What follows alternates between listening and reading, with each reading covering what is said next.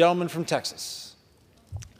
I thank the chairman, and I thank my friend from Florida for all of his work on this legislation, the underlying bill.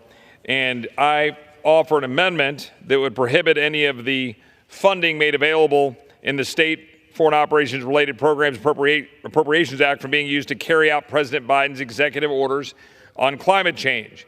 Now, I do want to pause for a minute before I describe my amendment to thank the gentlelady for our work together in trying to address ongoing authorizations of the use of military force that have long since come and gone, and that Congress needs to act. Congress needs to dispense with the 2002 and 1991 AUMFs that no longer, I think, are relevant. And I appreciate working with the gentlelady to that end, and I hope we'll see some movement on that at some point, and would ask leadership, at least on this side of the aisle, to follow through and bring a vote forward. The Senate has dispensed with 02 and 91, and we need to address them here.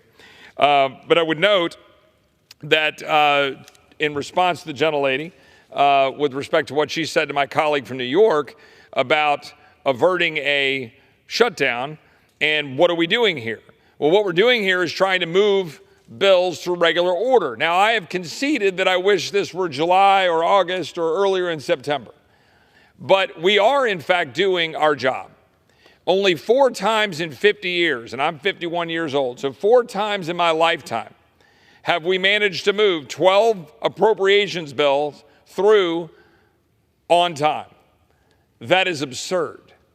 And we're not going to do it this time. We're not going to get 12 bills through on time.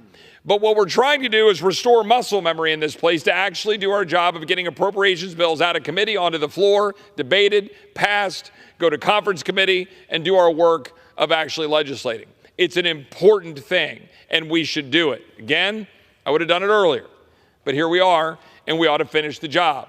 If we do our job, and we do our job tonight, hopefully the House will have moved legislation that will fund upwards of 73% of government. That's a good thing. And we can move forward with figuring out how to get the rest of our work done.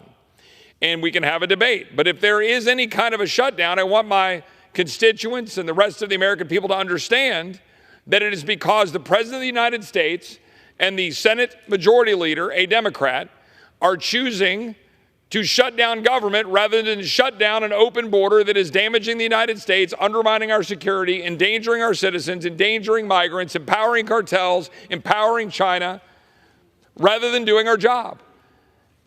304,000 in August encounters, 11,000 in Eagle Pass 2 nights ago, thousands of Americans dying from fentanyl poisoning.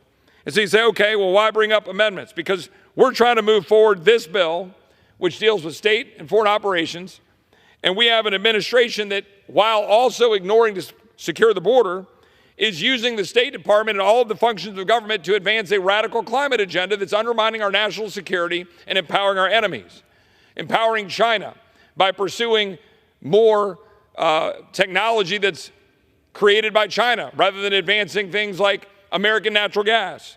So we believe it's important, I certainly believe, and I'm offering this amendment, to say let's not have funding to carry out the executive orders of the president that are marching forward in things like empowering John Kerry to jet set around the world, to go around saying, oh, well, let's go combat climate change while I fly in my fancy jet. You know? Meanwhile, India and China are pumping out coal faster than we can even talk about it. 1,100 coal-fired plants in China. They're building 2 a week. And we think somehow that we're going to convert our entire internal combustion engine fleet of cars in this country to EVs and solve the problem, when in fact it will at most dent CO2 by about a percentage point. Let's get real. Let's have policies that actually advance the cause of America. I reserve. The gentleman from Texas reserves. For what purpose does the gentlewoman from